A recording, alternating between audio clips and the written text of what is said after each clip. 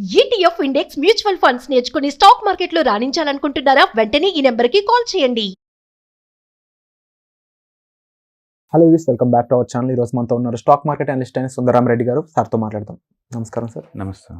Sir, మార్కెట్లో కానీ లేకపోతే ఇక్కడ సోషల్ మీడియాలో చూసిన F&Oకి సంబంధించి వాటి కాంట్రాక్ట్ సంబంధించి చాలా రకరకాల న్యూస్లు అయితే వినిపిస్తూ ఉన్నాయి. వీటన్నిటిపై ఒక క్లారిటీ ఇస్తారా? బేసికల్గా వీటన్నిటికీ రీజన్ ఏంటంటే రిటైలర్స్ ఎక్కువ మంది ఓవర్గా ఫీచర్స్ అండ్ ఆప్షన్స్ ట్రేడ్ చేస్తున్నారు. అండ్ F&Osలో టోటల్ 6% అవుట్ ఆఫ్ 10 మెంబర్స్లో ఒకరికే ఉంటుంది. 9 మెంబర్స్ లాస్ అవుతున్నారు. ఎక్కువ అమౌంట్ అంతా రిటైల్ నుంచి పోతుందని చెప్పేసి అఫీషియల్గా సెబీ డేటా చెప్తుందండి. ఇక దాంతో ఏంటంటే రిటైలర్స్ని ఈ ఏరియాకి రిస్ట్రిక్ట్ చేద్దామని చెప్పేసి ఒక కమిటీ వేశారనమాట సెబీ వాళ్ళు. ఆ కమిటీ మొన్న రిపోర్ట్ జనరేట్ చేసింది. బట్ స్టిల్ ఇంకా ఫైనలైజ్ అవ్వలేదు. సెకండరీ కమిటీ దగ్గరికి పోయిందనమాట అది. సో ఇప్పుడు వచ్చిన కమిటీ రిపోర్ట్స్ ప్రకారం ఏంటంటే లాట్ సైజు ప్రస్తుతానికైతే 5 లాక్ ఉంది.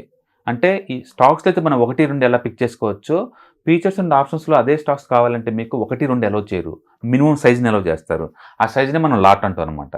ఓకే, సపోజ్ రిలయన్స్ ఉందనుకోండి, అంటే 250 ఈక్వల్ ఒక లాట్. 250 కన్నా తక్కువ తీసుకోవడం కుదరదు అనమాట F&Osలో. ఇప్పుడు దాన్ని ఏం చేస్తున్నారు, ఇప్పుడు వరకు 5 లాక్ వర్త్ ఉండే వాటి లాట్ సైజుని కడితే 20 లాక్ నుంచి 30 లాక్ తీసుకెళ్తున్నారు. అంటే సైజు పెద్ద చేస్తున్నారు. పెద్ద సైజ్ చేయడం వల్ల డిపాజిట్ కూడా పెద్ద అవుతుంటాయి. అంటే రిలయన్స్ వాటిలో నువ్వు ట్రేడ్ చేయాలంటే 4 లాక్ డిపాజిట్ చేయాల్సి ఉంటుంది అనమాట. ఇప్పుడు అదే కనుక నిఫ్టీకి అప్లై చేశారనుకున్న వాళ్ళు, నిఫ్టీకి ప్రస్తుతానికి ఒక లాట్ సైజ్ వచ్చి ఇట్లా మనం 60,000 దాకా కడుతున్నాం. అది కాకపోతే 4 టైమ్స్ పెరిగే ఛాన్స్ ఎక్కువ ఉందన్నమాట. అట్లా సైజుని పెంచేసరికల్లా రిటైల్ని దూరంగా ఉంచవచ్చు, వాళ్ళ దగ్గర అంత అఫోర్డబిలిటీ ఉండదని చెప్పేసి ప్లాన్ చేస్తున్నారు. అదొకటి. రెండోది, ఈ వీక్లీ ఎక్స్పైరీస్ ప్రతి ఎక్స్చేంజ్కి ఒక ప్రోడక్ట్ ఇవ్వాలి. ఇప్పుడు ప్రస్తుతానికైతే 4-5 నడుస్తున్నాయి. మండే ఒకటి ఎక్స్పైరీ, ట్యూస్డే, వెన్స్డే, థర్స్డే. ఇది ఫిన్ నిఫ్టీ, బ్యాంక్ నిఫ్టీ, సెన్సెక్స్, ఇట్లా అన్ని రోజుకోటి ఎక్స్పైరీ అవుతుంది. ఇలా కాకుండా ఒక ఎక్స్చేంజ్ ఎన్ఎస్సికి ఒకటి, బిఎస్సికి ఒకటే ఇండెక్స్, 1 వీక్లో ఒకటే ఎక్స్పైరీ లాగా ప్లాన్ చేస్తున్నారు. కాబట్టి ఇంత ముందులా ఎక్స్పైరీలు ఉండకపోవచ్చు ఇప్పుడు. అది రెండోది. అండ్ మూడోది ఏంటంటే ఈ ఆప్షన్ స్ట్రైక్ ప్రైస్ తగ్గించుకుంటూ వస్తున్నారు. ఇంతకుముందు ఆప్షన్ స్ట్రైక్ ప్రైస్లు ఓటీఎం కాల్స్ ఒక 40 and ITMs calls 40, ITM puts 40, OTM puts 40 ఇలా ఉండే అనమాట. వాటిని ఆ స్ట్రైక్ ప్రైస్ బాగా తగ్గిస్తున్నారు అనమాట. ఈ మూడింటి వల్ల ఏంటంటే ముందు రోజుల్లో ఈ ఆప్షన్ ట్రేడింగ్స్ తగ్గిపోతాయి, ఫీచర్స్ ట్రేడింగ్ తగ్గుతాయి అని చెప్పేసి ముందే ఇది రియాక్ట్ అవుతుందంట. ఫస్ట్లోనేమో ట్యాక్సేషన్ పెంచుతారంట F&Osకి అన్నారు. అది రూమర్ అని తెలిపోయింది. అంటే ప్రస్తుతానికి అయితే కమిటీ ఇచ్చిన రికమెండేషన్ ఏంటంటే ఈ F&Osలో సైజ్ని పెంచి రిటైలర్స్కి అందుబాటులో లేకుండా చేయాలని ప్లాన్ చేస్తానమాట. వీటన్నిటి ఈ ప్రెజర్ వల్ల ఏంటంటే బ్రోకరేజ్ సంబంధించిన స్టాక్స్ మొత్తం కూడా రాపోతా ఉన్నాయి లాస్ట్ 10 డేస్ నుంచి. బహుశా బడ్జెట్లో ఏదన్నా అనౌన్స్మెంట్ చేస్తారేమో దీని గురించి మనం చూడాలన్నమాట. ప్రస్తుతానికైతే సెబీ వాళ్ళు అఫీషియల్ ఒక కమిటీ పెట్టారు, ఆ రిపోర్ట్ వచ్చింది ఇది. బట్ ఇంకా సెకండరీ కమిటీ దగ్గర ఆ ఫైల్ ఉంది. ఇంకా ఫైనల్ అప్రూవల్ అయితే రాలేదండి. బట్ మార్కెట్ అయితే ముందే భయపడుతుంది అనమాట, వీళ్ళు లాట్ సైజ్ పెంచబోతున్నది.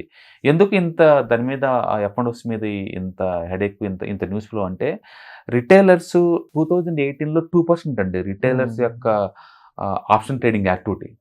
2024 కల్లా వాళ్ళది 41%కి వచ్చిందండి. ఓకే, 2% నుంచి 41%కి రిటైలర్స్ ఇండెక్స్ ఆప్షన్స్ ఆక్యుపై చేశారు. సో అంటే ఫ్యూచర్ యొక్క బెనిఫిట్స్ మొత్తం అందులో ఉన్నాయని చెప్పేసి వాళ్ళు ఫైనల్. బట్ సెబీ డేటా ఏం చెప్తుంది, అవుట్ ఆఫ్ 10 మందిలో 9 మంది లాస్ అవుతున్నారు ఏరియా స్టిల్. యా, అది లేటెస్ట్ లాస్ట్ డేటా.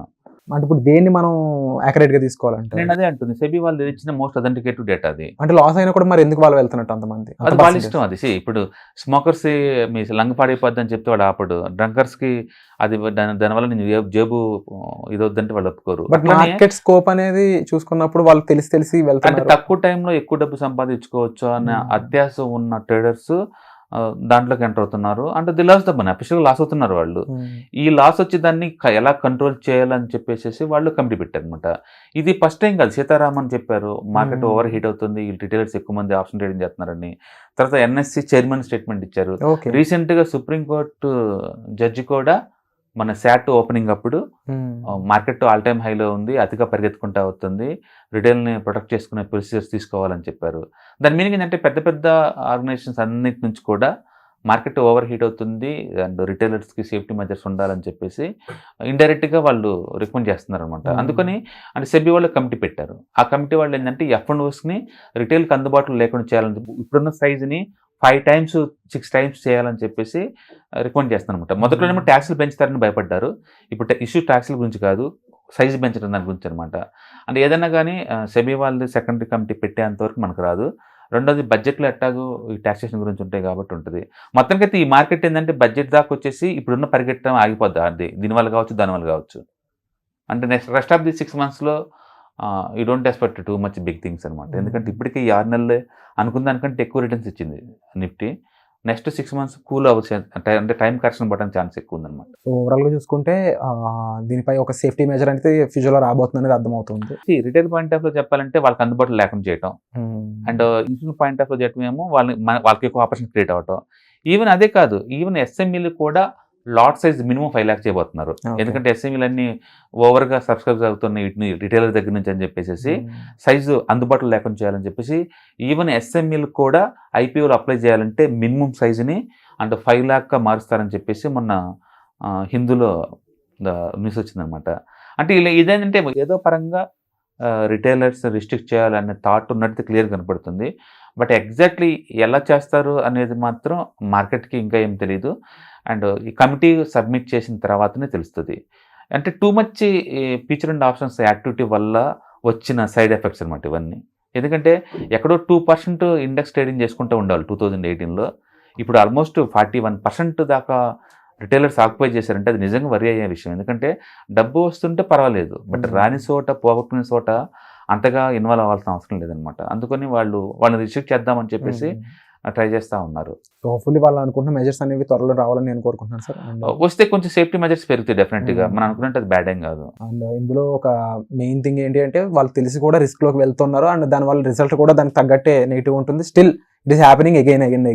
బట్ ఒకటైతే నిజం, రిటైలర్స్ వీళ్ళందరూ ఉండటం వల్ల టర్న్ ఓవర్ పెరుగుతుంది. టర్న్ ఓవర్ పెరగటం వల్ల హెడ్జింగ్ చేసుకునే వాళ్ళకి తక్కువ రేటుకి హెడ్జింగ్ తీసుకునే ఫెసిలిటీ ఉంది. అందుకని features options not only speculation, extra income రావాలన్నా ఉన్న పొజిషన్ కాపాడుకోవాలన్నా హెడ్జింగ్ కోసం కావాల్సిందే. ఒకవేళ వీళ్ళు లాట్ సైజ్ పెంచారనుకోండి, ఉన్న పోర్ట్ఫోలియోకి ప్రొడక్షన్ కోసం రావాలని ఎక్కువ పే చేయాలి కదా, అప్పుడు అది కూడా అది నెగిటివ్గానే అవుతుంది. రెండోది బ్రోకర్స్ ఇప్పుడు దాకా ఇన్వెస్ట్మెంట్స్ ఫ్రీగా ఇస్తున్నారు. ఫర్ ఎగ్జాంపుల్ జిరోదా ఉందనుకోండి, జిరోదాలో స్టాక్స్ డెలివరీ టోటల్లీ ఫ్రీ, వాళ్ళు రూపాయి కూడా ఛార్జ్ చేయరు. ఈటీఎఫ్స్, ఇండెక్స్ ఫండ్స్ అన్నిటి ఫ్రీగా ఇస్తున్నారు. ఇప్పుడు టర్న్ ఓవర్ దగ్గర అనుకోండి, F&O దగ్గర నుంచి ఈ ఫ్రీగా ఎందుకు ఇస్తారు, వీటి రేట్ పెంచుతారు. అంటే ఒక ఎఫెక్ట్ వల్ల ఇంకో మిగతా ప్రొడక్ట్స్ మీద కూడా అండ్ సైడ్ ఎఫెక్ట్స్ పడే ఛాన్స్ ఉంది. మార్కెట్ అనేది ఒక బటర్ఫ్లై ఎఫెక్ట్ నడుస్తూ ఉంటుంది. సో అందుకని ఇన్వెస్ట్మెంట్స్ కూడా కాస్ట్ పెరగబోతున్నారు అర్థం. ముందు రోజుల్లో స్టాక్ మార్కెట్ ఇన్వెస్ట్మెంట్స్ కూడా కాస్ట్ పెరగబోతున్నారు. రూపాయి పెట్టే చోట 2 రూపాయలు పెట్టాల్సిన అవసరం వస్తుంది. థ్యాంక్ యూ సార్, దీన్ని బ్యూటిఫుల్ గా ఎక్స్ప్లెయిన్ చేసినందుకు. సుమన్ టీవీలో మీ పర్సనల్ అండ్ బిజినెస్ ప్రమోషన్స్ కోసం కింది నెంబర్కి కాంటాక్ట్ చేయండి.